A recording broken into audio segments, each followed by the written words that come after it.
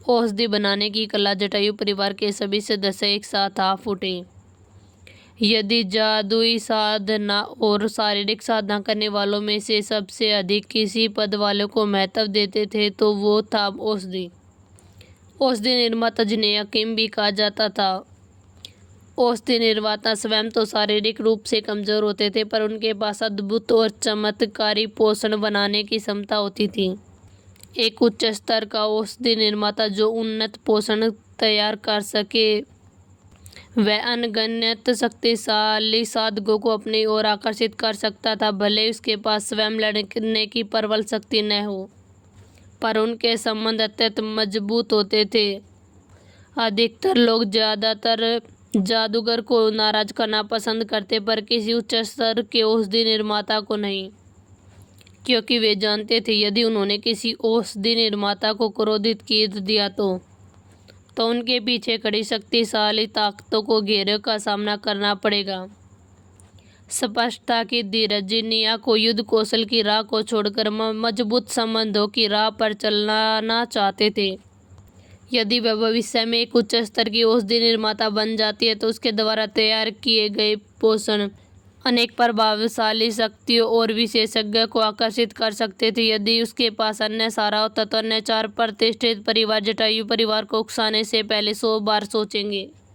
उन्हें निया से निपटने से पहले उनके संबंधों की ताकतों का विचार करना पड़ता। पिताजी, क्या आप मजाक कर रहे हैं? निया के पति के होठ बुरी तरह से फटक उठे। कई लोग औषधि निर्माता बनना चाहते थे, पर सफल बहुत ही कम होते थे। इस मार्ग में जादू या शारीरिक साधना से अधिक कठिन थी। केवल प्रबल मानसिक स्थिति होनी जरूरी थी।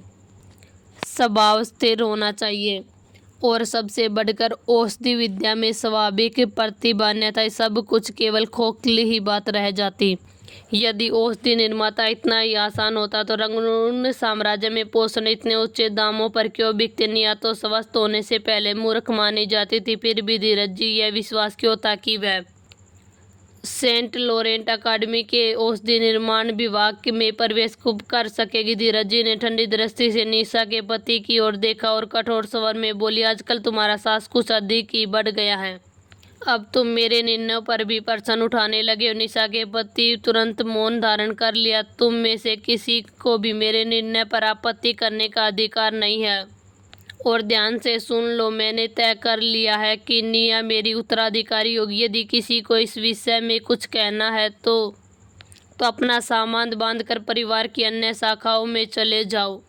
धीरज जी क्रोध में खड़े हो गए। उनकी तेज दृष्टि सभा में बैठे प्रत्येक व्यक्ति पर घूमी, स्पष्ट चेतावनी दे रहे थे। उस पर एक विस्फोट के बाद सभी शिष्य तुरंत सहमित हो गए। निया एक और बैठी सब कुछ देख रही थी। उसके लिए यह स्वीकार करना कठिन था कि धीरज जी ने इस प्रकार उसका पक्ष लिया। यदि उसे सही स्मरण था तो धीरज जी और विशेष निकटता निया के साथ नहीं थी। केवल जटायु के कारण इतना समर्थन देना भी तर्कसंगत नहीं था। अचानक निया के मन में एक विचित्र सवाल उठा। भले धीरज जी सामान्यतः उस पर ध्यान नहीं देते थे, पर दूसरों की सलाह के बावजूद उन्होंने कभी भी मुझे घर से नहीं निकाला। भोजन और वस्त्र की व्यवस्था हमेशा से रहती थी। निया को यह भी अजीब लग रहा था कि उसके स्वास्थ्य की जांच के लिए अमन को भी भेजा गया। अमन जी धीरज जी के सबसे विश्वसनीय वैद्य थे। उसके सामान्य परीक्षण की आवश्यकता के पीछे कोई बड़ी हस्ती को भेजना क्या सच में यह आवश्यक था? पर इतनी बड़ी हस्ती को भेजना क्या सच में आवश्यक था? क्या धीरज जी को की कठोरता के पीछे कोई और ही अनेक स्नेह छिपाई? और यदि सच यही है तो आने वाले समय में यह संबंध किस मोड़ पर जाएगा? यह सोचकर ही भविष्य धुंधला और रहस्यमय प्रतीत होने लगा। धीरज जी के ड्राइंग रूम में पता नहीं क्यों, लेकिन निया को अभी भी लग रहा था कि धीरज जी ने जरूर कोई बात छुपा कर रखी है, वरना क्यों बेवकूफ़ और निकम्मी होने के बाद भी उसे इस परिवार में रखा गया।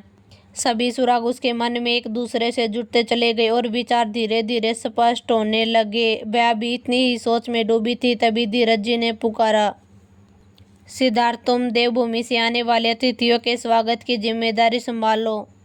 अमन, तुम तुरंत जटायु की कोई भी इच्छा हो उसे तुरंत पूरी करो। बाकी सब लोग अपने अपने कार्य में लग जाओ।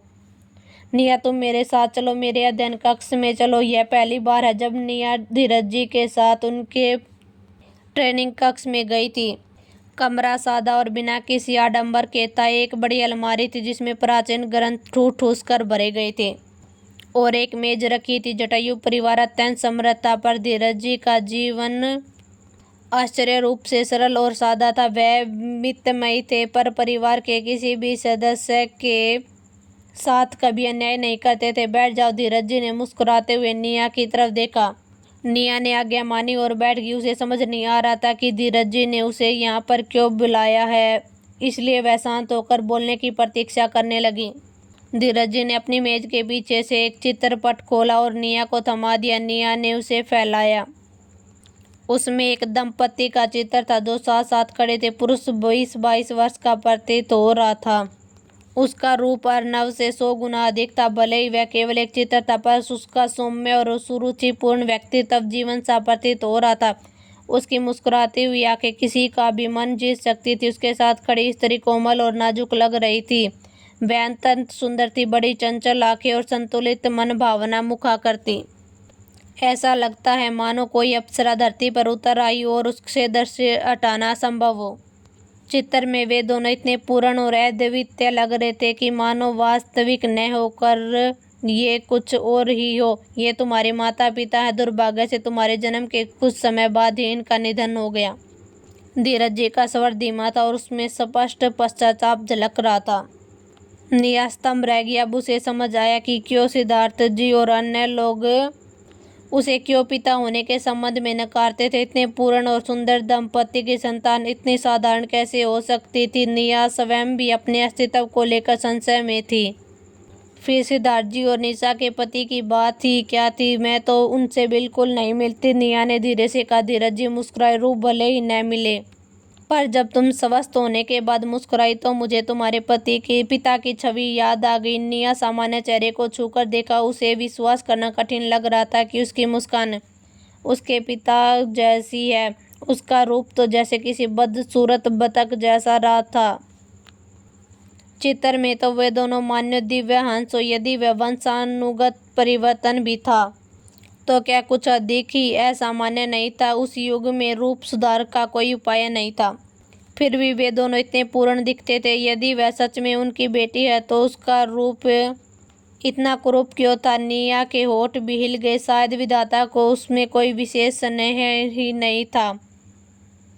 इतने अद्भुत माता पोता होते हुए भी उसे ऐसा रूप मिला। उसे लगा कि मानो वह किसी तरह से निराश हो रही। तुम्हारे पिता मेरे सबसे छोटे पुत्र थे और वे मेरे गर्व का भी कारण थे। मैंने सोचा था यदि कभी जटायु जागृत हुआ तो वह उसका स्वामी बनेगा। वह शारीरिक साधना में विलक्षण और अत्यंत प्रभावशाली था। लोग अर्णव को इस शताब्दी का दुर्लभ प्रतिभाशाली युवक कहते हैं, पर वे भी तुम्हारे पिता की बराबरी नहीं कर सकता था। धीरज जी निया को सब कुछ बता रहे थे और फिर चित्र में अपने पुत्र को देख रहे थे, अपने उस पुत्र को जिस पर उन्हें सबसे ज्यादा गर्व था। इतने वर्षों के बाद भी उनकी आंखों में पीड़ा की हल्की सी छाया साफ दिखाई दे रही थी। निया को पहली बार एहसास हुआ कि धीरज जी का कठोर हृदय उतना कठोर नहीं है जितना कि वह बाहर से दिखाते हैं। पर क्या उसके माता पिता की मृत्यु के पीछे कोई ऐसा रहस्य था जिसे अब तक किसी ने उजागर नहीं किया था।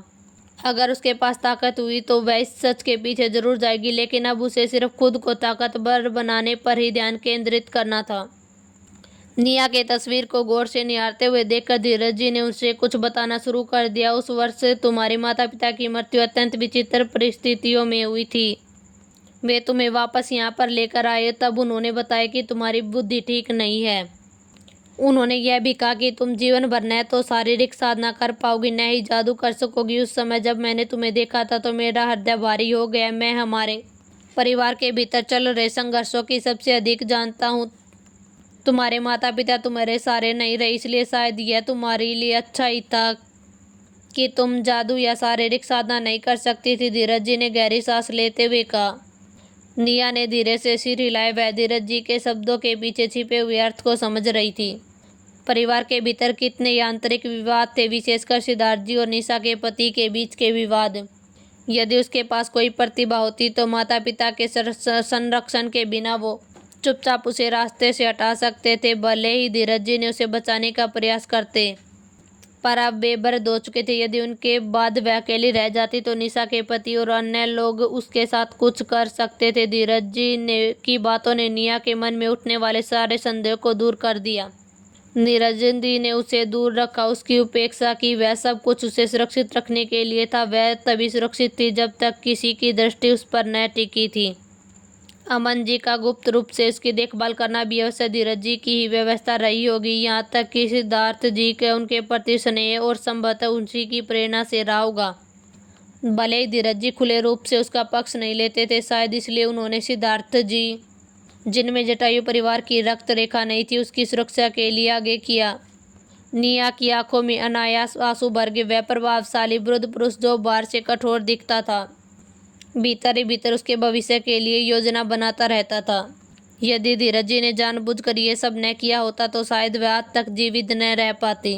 निया ने कभी भी पारंपरिक स्नेह का अनुभव नहीं किया था, इसलिए उसके लिए अपनी भावनाएं व्यक्त करना कठिन था। वह मानो कोई आवारा प्राणी हो जिसे एक कोने में छोड़ दिया गया हो। अचानक उसे ये ऐसा एहसास हुआ कि कोई हमेशा उसके साथ खड़ा रहा। वह धीरज जी की चिंता को समझ चुकी थी। जितना अधिक वह उसके इरादों को समझती, उतना ही उसका मन उसके प्रति स्नेह से भरता गया। वह एक मूर्ख और निकम्मी समझी जाने वाली लड़की थी जिसे अपने माता पिता बियान मल्होत्रा से तनिक भी नहीं मिलती थी। और यहाँ पर धीरज जी ने उसे बचाने के लिए कितनी सावधानी बरती। अपने जीवन में पहली बार निया को शब्द ही नहीं मिल रहे थे। वह निर्दयी नहीं थी। वह उसके पिछले जीवन में उसे कभी इंसान की तरह ही नहीं समझा गया था। वह केवल एक संगठन का औजार थी। वह जिन सहकर्मियों को जानती थी वे केवल प्रतिद्वंद्वी थे। छल और विश्वासघात उसके जीवन का हिस्सा रहे थे। इस नए जीवन में पहली बार उसे सिद्धार्थ जी के स्नेह में कुछ उष्मा मिली थी। दादाजी, यह पहली बार था जब निया ने सच्चे मन से धीरज जी को पुकारा था। भले ही वह शरीर की वास्तविक स्वामिनी न हो, पर उसे यह जीवन मिला था तो वह स्वयं को पूर्ण रूप से निया का ही रूप मानेगी। धीरज जी की आंखों में भी आंसू झिलमिलाने लगे।